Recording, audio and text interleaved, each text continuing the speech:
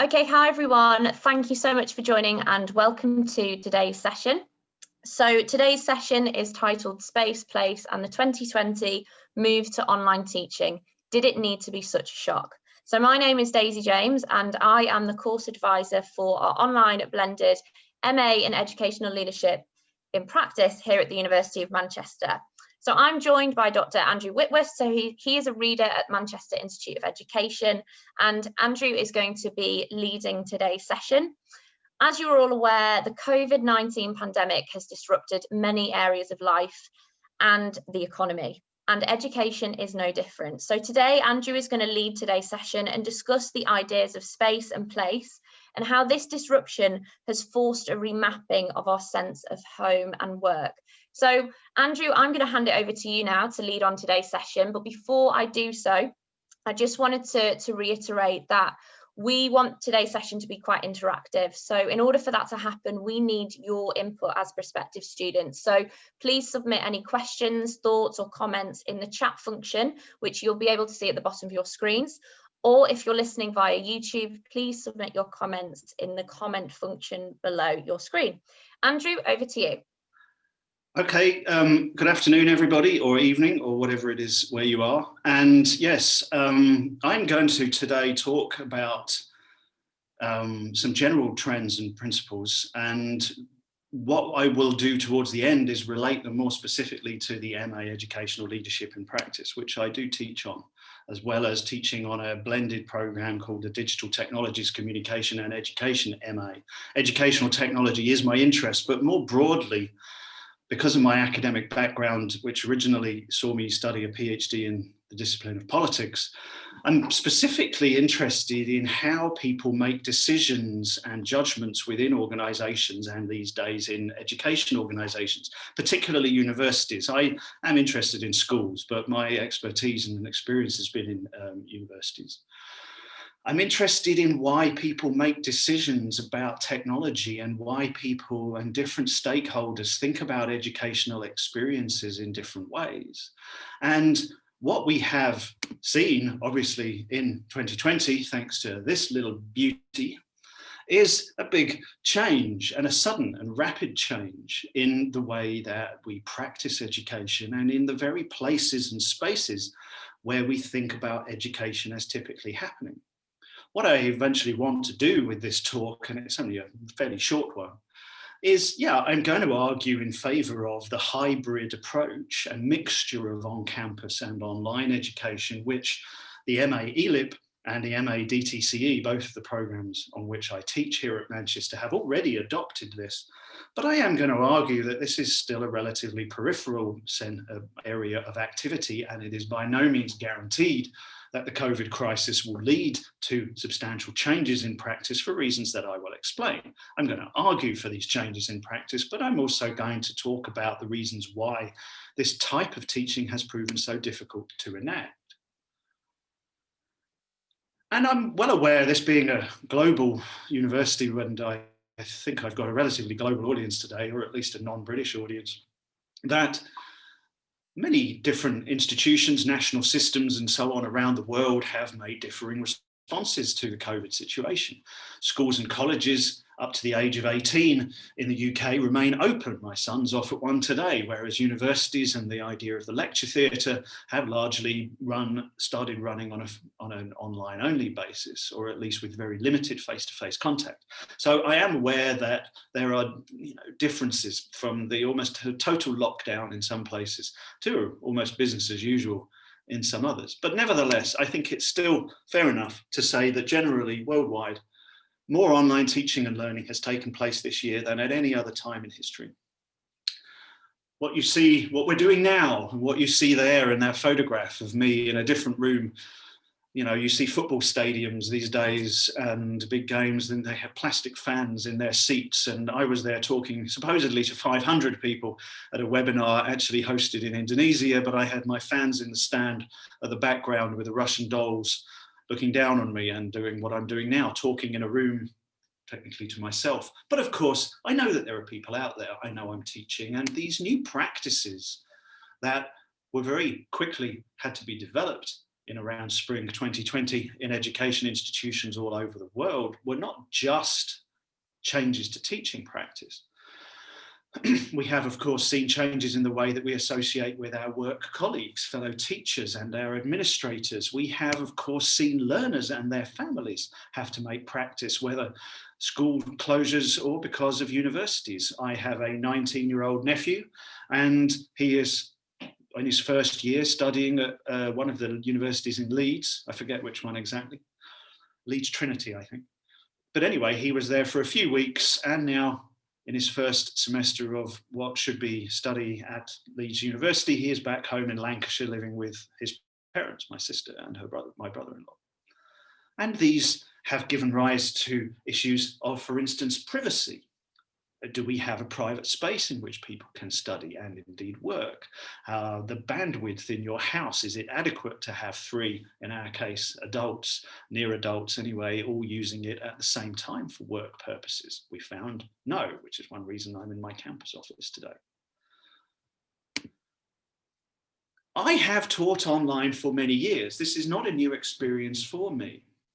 I have been teaching in a fully online program, versions of the MADTCE I studied as a full distance program since 2007, and actually been using the web to substitute for lectures since about 1999, in fact.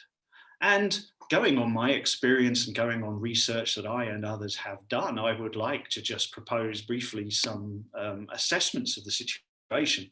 They are largely my opinion, but they are an informed opinion, I hope. I actually think it's now got plenty of technologies to help us deliver content. If you're looking just at teaching as the delivery of content, then moving that to an online environment might take a bit of work, but it's not something that needs to be particularly difficult. I'm not saying everybody is now doing good practice, but what constitutes good practice is known, and tools like podcasting tools, Zoom itself, simple old-fashioned web pages, videos, and so on. If it's purely about delivering content, that's pretty straightforward. Of course, teaching at a university level is more than just the delivery of content. It also requires more of a dialogue, whether that dialogue take place either between teacher and students, between students themselves.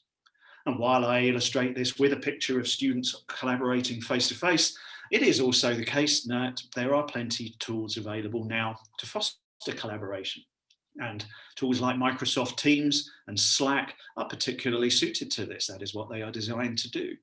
And I found this year, where now I have, all of my interactions are online. Students who were anticipating coming to campus but are being obliged at the moment to study online, I feel have collaborated very actively, better than I must admit I expected many of them to in the current environment. So I'm going to say fostering collaboration is also something that we're learning to do. The tools are there, and it's not such a bad thing.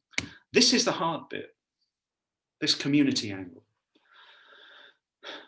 It is no coincidence that we use phrases like study at university, go to university. English is full of prepositions like that, but they are important in this case.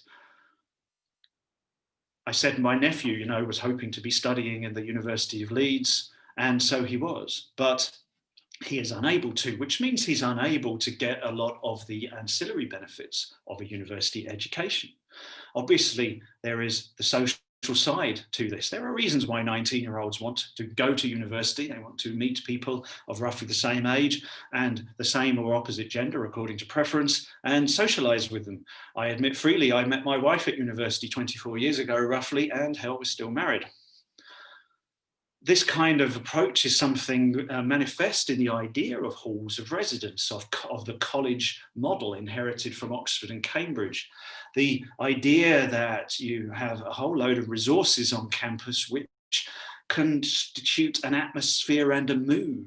I challenge anybody to go to a classic university campus, and Cambridge is a very good example, and not be weighed down by the history of the place and the whole way in which the feel of it is conducive to learning. You meet people who are not even necessarily studying on the same course as you, and through doing so, build a learning community. The university is a place in which scholars, academics like myself, or trainee scholars like university students gather, and through gathering in a single place, develop this sense of and motivation and, as I said, atmosphere and mood and all of these other aspects which are quite hard to replicate online in a fully online situation. So this is the tricky bit. And it's because of this idea of the university as a place in which learning occurs that, this is the basis for what I'm going on to talk about. On the surface, people like me who have been involved in distance and hybrid programs like the MA Educational Leadership over the years have been arguing for this kind of approach for some time. And there are plenty of published studies that criticize this traditional view of the university as a place where you go and sit and listen to people monologue, not just like I'm doing now as a kind of occasional thing, because there are some benefits to a good lecture, but as the dominant model of how universities teach. In 1973, the author D.A. Bly published a book called What's the Use of Lectures? That unfortunately is still standard reading today, and its arguments 47 years later have not necessarily been removed. There are also criticisms of the general way in which schools, as well as universities, often tend to wall people off from the outside world. Why do we send our children to study largely with people their own age in institutions where they spend 5 days a week? Why is little done, at least on some university programs, to engage students with industry and with volunteer organizations or community groups or any other organization which might benefit from their work? I realize there are plenty of programs on which the tradition of the placement has been used, in other words, medical or indeed teacher training or law, for example. But perhaps we could still do a little more to make permeable the boundaries between the education institution and the outside world. And there's plenty of technological help around. I mentioned earlier things like Microsoft Teams.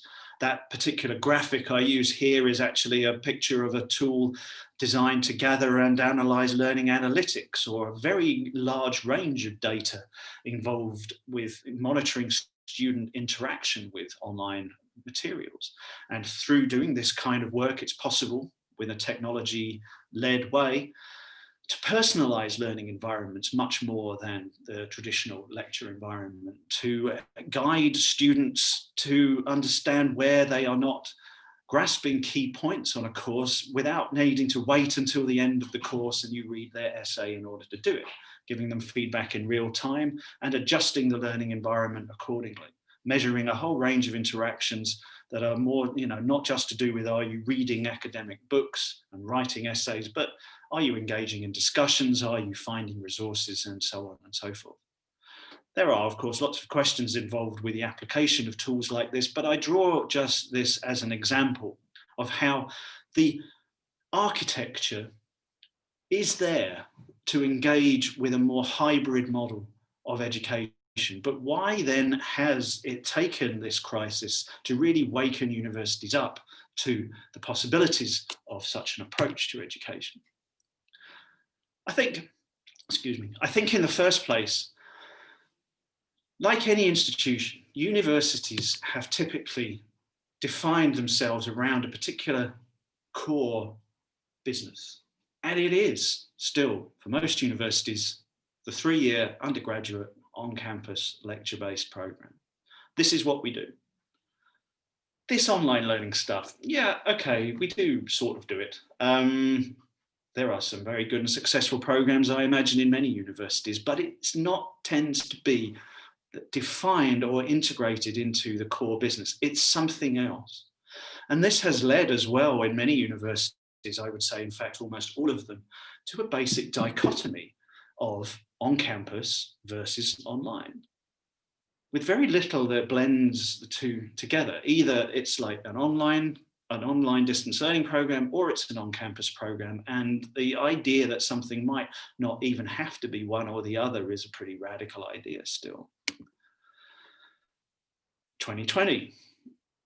The activity that is online and distance learning has certainly emerged into the fields of visibility of the management of universities, whether at institutional level or in ministries of education around the world.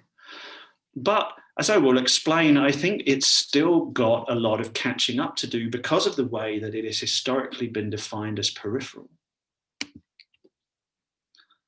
This is where this space versus place distinction comes in. And I'm about to quote work by the Professor David Harvey, who I think has retired now, but was a critical geographer originally from Oxford and then went to Johns Hopkins University in Baltimore. And I think his book entitled Justice, Nature and the Geography of Difference is absolutely brilliant and was something that I substantially based my own recent book on.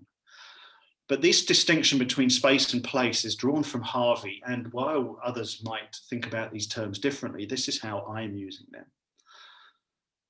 For Harvey, space is like that room there, quite blank, unoccupied, neutral, a set of potential resources, yes, but in itself inert, something that is there to be used, but it's more like an empty stage waiting for things to happen in it.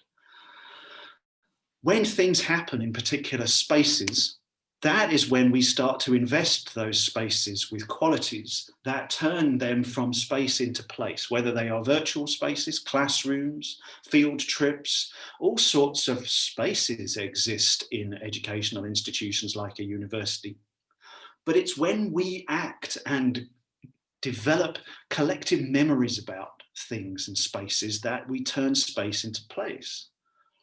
Look around any room. I mean, I could show you dozens of examples here just from my own campus office where we have objects in our homes and in our offices that have meaning to us. They're not just some random collection of objects. We've stored them and arranged them in particular ways because it means something to us. People have memories of things that happened in particular places. We remember events that happened in particular places. I said earlier about how a campus invokes a mood and an atmosphere that is conducive to learning. You remember your time at university. This is not at all to dismiss distance learning in any way, but it is to recognize the fact that when a place is developed over particularly a long historical period of time, as many university campuses have been, there are a whole load of collective memories that become invested in that place. And that is why we develop this notion of the campus as a place for learning. This is David Harvey. Apart from anything else, I think he's the most sort of stereotypical looking professor I can think of. I do hope I look like him when I'm kind of 70 years old. I've got a little way to go yet. Harvey talks about these things and also talks about place, therefore, as the locus or center of authority in particular institutions. And although this is quite a long quote, I'm not going to read it out and you can have a look at it while I'm talking. But Harvey recognizes and describes how particular institutions, for example, the church, the government, the legal profession with courtrooms and universities with the construction of the spaces in a university. The way that an institution organizes itself around particular places and the way in which it uses divisions and boundaries between places to assert authority within that institution is quite recognizable when you learn to spot it. Look at a courtroom and the way that the accused and the judge and the jury and the spectators and the lawyers are all in very specific places and have specific roles. A church will be organized in similar ways. I know this is not true of every religion, but it's certainly true of the Christian church. And universities with, for instance, the whole idea of a lecture theatre. The very phrase implies a stage on which a performer talks and an audience passively listen. The ideas of academics having offices that you have to make appointments to come into. The ideas of the whole symbolic structure of assessment and graduation.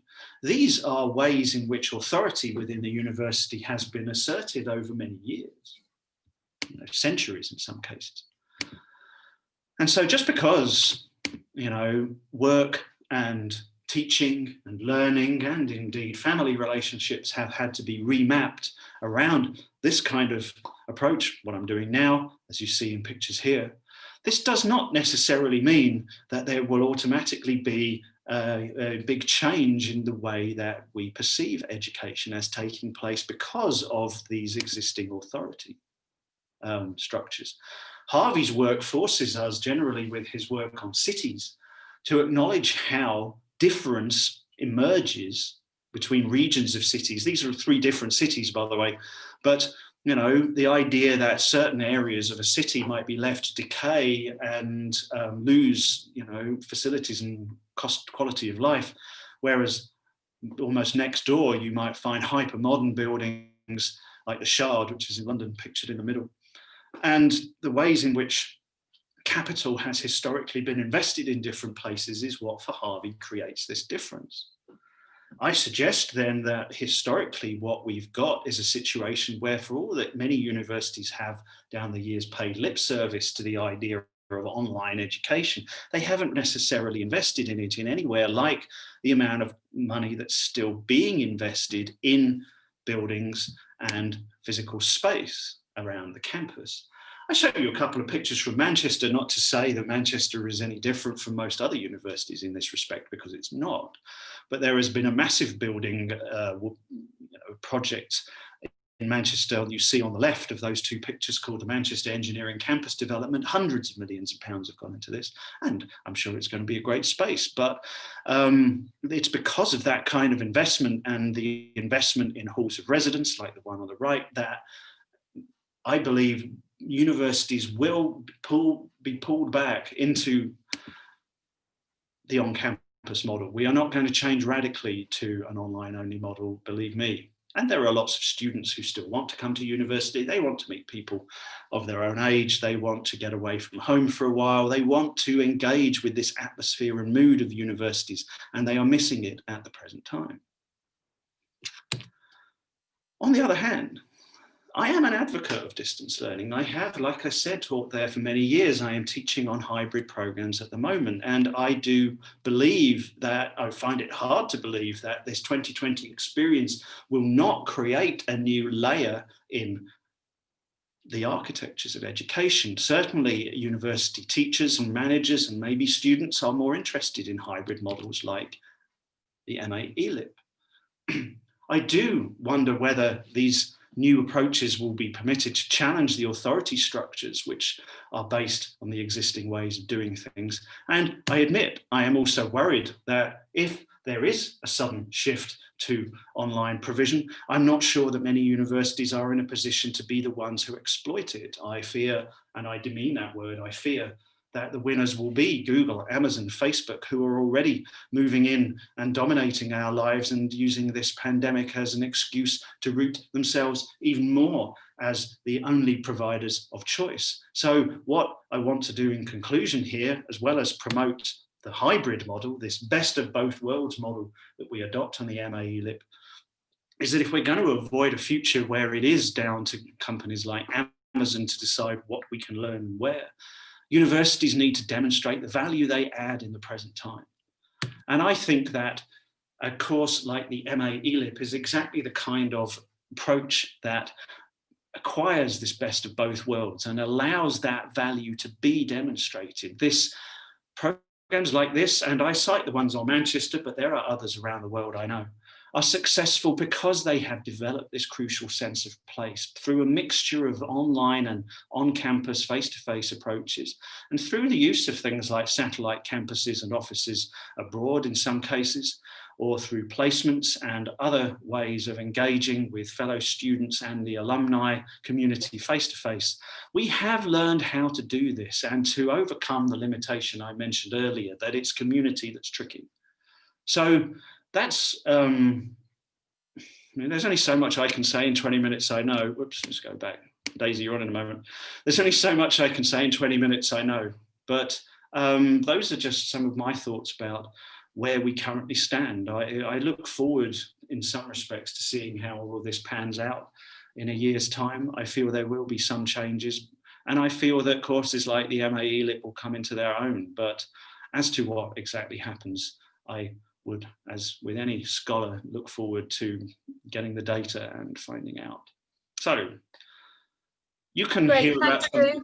I was just going to say, Daisy, one more. Yeah, I will be teaching a course unit on the MAE Lib that's about digital educational leadership, and we'll be discussing some of these things on that unit. So, brilliant, thanks, Drew. That was a great presentation, and I hope all of the students, prospective students, on today's call enjoyed kind of hearing from Drew and his kind of area of expertise. And absolutely, Drew will be teaching on one of the units on this particular degree programme, so the MA in Educational Leadership in Practice.